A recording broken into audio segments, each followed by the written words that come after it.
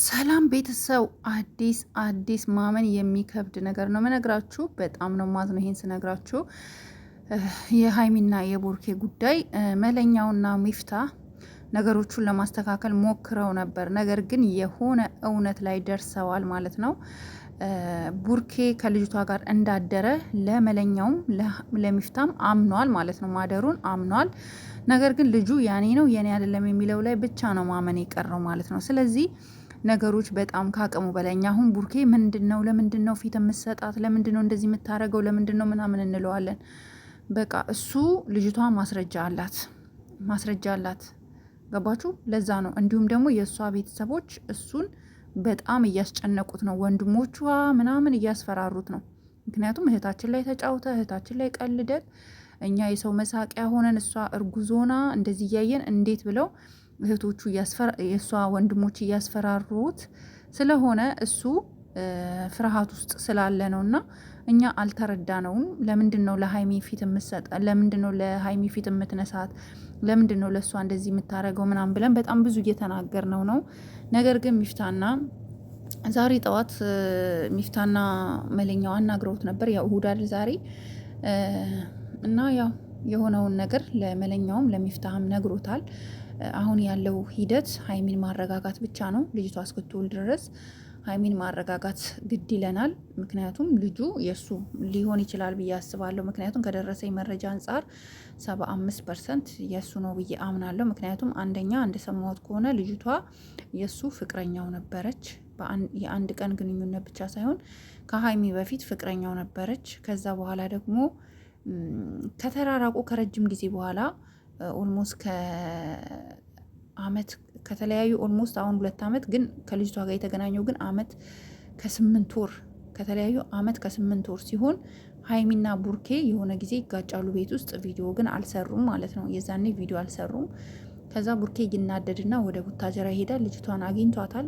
ሪያሊቲ አብረውም እንዳደሩ መረጃ አላት ልጅቷ። መረጃዋን ደግሞ ለነ መለኛው አሳይታለች ማለት ነው። ያው እንግዲህ አሁን ልጁ የሱ ነው የሱ አይደለም የሚለው የሚለየው በእርግጥ ዲኤንኤ ነው። ነገር ግን እኛ ቡርኬ ልንረዳው ይገባል። በቃ ቡርኬ እኔ ይህንን ቪዲዮ ሁላችሁም ቆርጣችሁ አድርሱልኝ። እኔ ለቡርኬ መልእክት ማስተላለፍ የምፈልገው ቡርኬ ወንድሜ፣ ማንም ምንም ሊል ይችላል፣ ማንም ምንም ሊያመጣ ይችላል።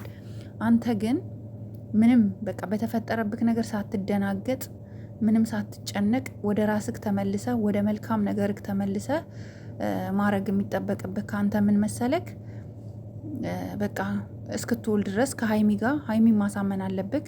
ለሀይሚ ፍቅር መስጠት አለብክ። ያ ያለፈ ታሪክ እንደሆነ አስረዳት። በአንድ ቀን ስግተት የተፈጠረ ነገር እንደሆነ ለሀይሚ ፍቅር ሰጥተክ ኦልሬዲ እሷ ከጎንህ ነኝ እያለችክ ነው።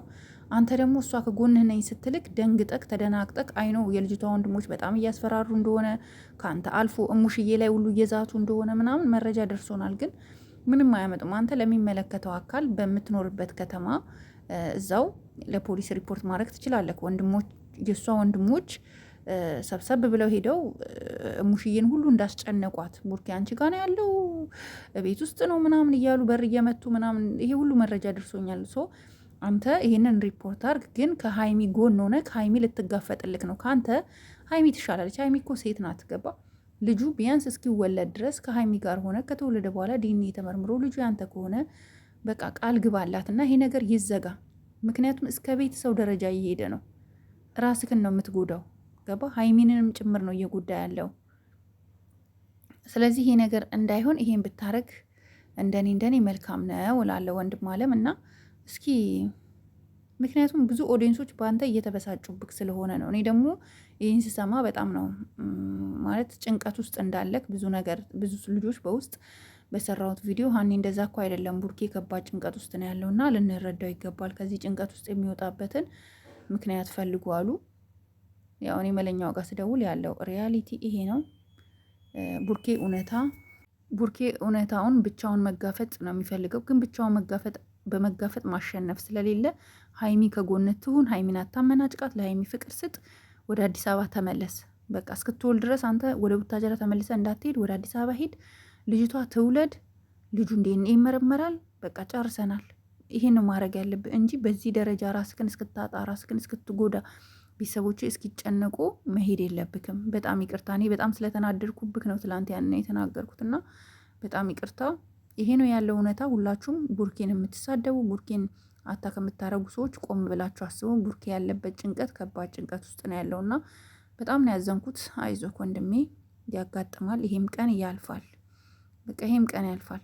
ሁላችንም እንዳይለያዩ ሁለቱ ሀይሚና ቡርኬ ከጎናቸው ልንቆም ነው የሚገባው እንጂ ሌላ ነገሮችን እየፈጠረን እየመጣን ልናጋትታቸው አይገባም ነው ምለው ማለት ነው። እርግጠኛ ነኝ በእኔ ሀሳብ ብዙዎቻችሁ ተስማማላችሁ ብዬ አስባለሁኝ።